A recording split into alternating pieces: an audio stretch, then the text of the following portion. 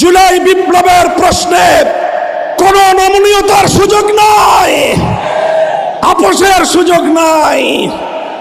গণভোটে হা না না হা, হা না না হা, এই নাটকের অবসান ঘটাতে হবে। যারা হা না না হা করতেছেন, আপনারা ১৫০০ শহীদের রক্তের সঙ্গে গাদ্দারি করেছেন।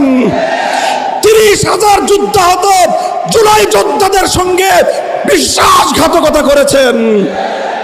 শহীদদের রক্তকে যারা সম্মান জানাতে পারে না, যুদ্ধাহত জুলাই যোদ্ধাদেরকে আজও যারা সম্মান করতে পারে না যথাযথভাবে, দেশের জনগণের ভাগ্য তাদের হাতে নিরাপদ নয়। তাই গণভোটে নির্ভীক চিত্তে, অকুণ্ঠ চিত্তে, স্বতঃস্ফূর্তভাবে গোটা বাংলাকে হা ব্যালট নিরঙ্কুশভাবে বিজয়ী করতে হবে ইনশাআল্লাহ।